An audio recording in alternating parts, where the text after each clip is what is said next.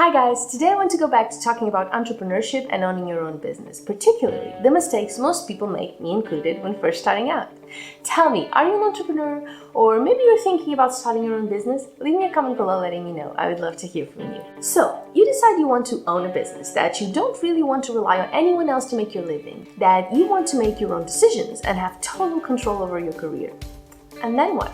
You may know a lot about the business itself, like your niche, the product or service you're offering, but what do you know exactly about being self-employed? But first, let's look at some statistics, shall we? Did you know that according to FreshBooks, 50 million Americans are full-time self-employed and that there are 582 million entrepreneurs worldwide? And for those of you who worry if you left it too late to start your own business, according to Guidance Financial, 41% of people who start their own businesses are between 41 and 56 years old. But did you also know that according to BLS, 20% of all small businesses actually fail in the first year alone?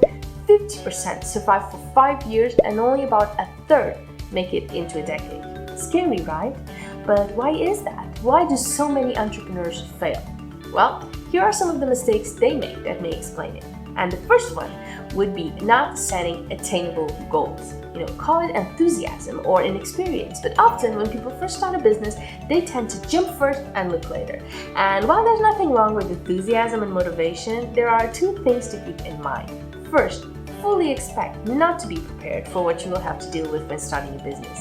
If you think you've got it all figured out, odds are you will struggle. And second, you can't really do what you're supposed to do without setting reasonable short-term and long-term goals, because they're what will allow you to determine the necessary steps to get to where you want to be.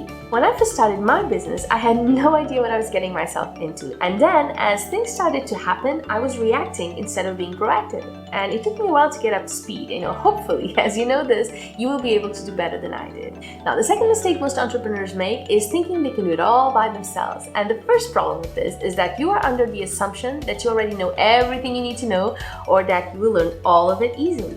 And second, it's overwhelming to say the least, and may very well lead to early burnout. I think this was my biggest issue when I started my first business, and yes, I ended up closing it after 5 years because I was suffering from burnout and couldn't even function properly, let alone handle a business. Next, here's another common mistake, which is taking way too long to launch. You plan and plan, waiting for the right timing, the time when everything is absolutely perfect. Well, here's the thing, that time will never come. The right time to launch is now. That hesitation that's making you push your launch date is fear talking. Fear is paralyzing you and keeping you from starting your journey. And if you watch my shorts, you may have heard this before, which is you don't need to be great to start, but you do need to start to be great. And some things you will only learn as you go along. On the finance side of things, there are some pretty bad mistakes you can make. A very popular one most people talk about is either spending too much money or not enough. But another big problem, one I was definitely guilty of, was having too small margins.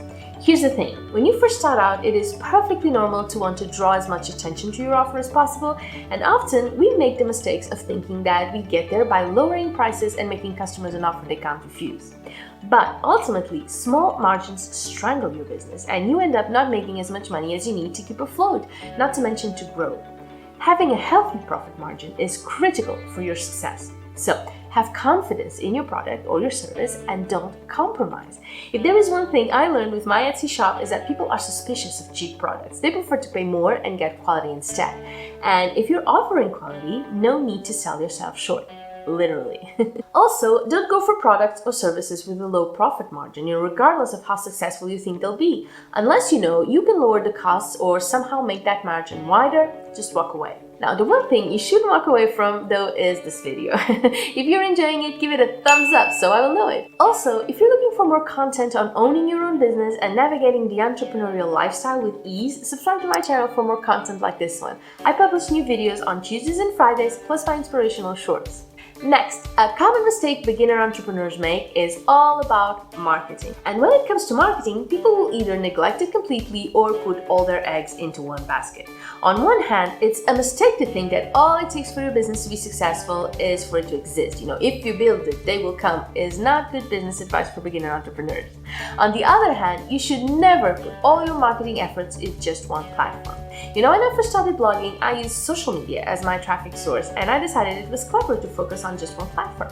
big mistake. Social media platforms are fickle, algorithms are temperamental, and we had several crises when our accounts were suspended and we lost all of our traffic.